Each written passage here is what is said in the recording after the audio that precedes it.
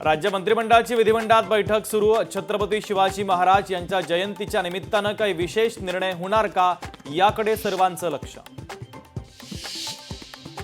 मुख्यमंत्री देवेंद्र फडणवीस यांच्याकडून भाजपच्या सर्व आमदारांना जेवणासाठी निमंत्रण। मतदारसंघातील महत्त्वाचे प्रश्न मुख्यमंत्र्यांसमोर मांडण्यास आमदारांना मिळणार संधी। विधान परिषदेसाठी महायुतीच्या उमेदवारांकडून अर्ज दाखल। भाजपकडून संदीप जोशी, संजय केनेकर, दादाराव केचे तर शिवसेनेकडून चंद्रकांत रघुवंशी आणि राष्ट्रवादीचे संजय खोडके यांना उमेदवारी। 100 दिवसात 1 विकेट गेली, 6 महिने थांबा आणखी एकाची विकेट जाणार, सुप्रिया सुळेंचा मोठा दावा। बरं झालं पक्ष फुटला, फालतू माणसासोबत काम करणं शक्य नाही, एकतर तो माणूस पक्षात राहिला असता, नाही तर मी। सुप्रिया सुळेंची नाव न घेता धनंजय मुंडे यांच्यावर टीका।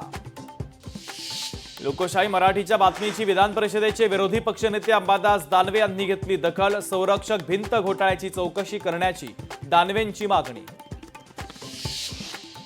राज्यभरात शिवजयंतीचा उत्साह। भिवंडीतील शिवरायांच्या मंदिराचं फडणवीसांच्या हस्ते उद्घाटन। राज ठाकरेंच्या हस्ते शिवरायांच्या पुतळ्यावर पुष्पवृष्टी तर उद्धव ठाकरेंच्या शिवसेनेच्या वतीनं मुंबईत विविध कार्यक्रमांचं आयोजन। औरंगजेबाच्या खबरीवरून राज्यात वातावरण तापलं। नागपूर, पुणे, कोल्हापूर, सिल्लोडमध्ये आंदोलन। विश्व हिंदू परिषदेचं बजरंग दल आक्रमक।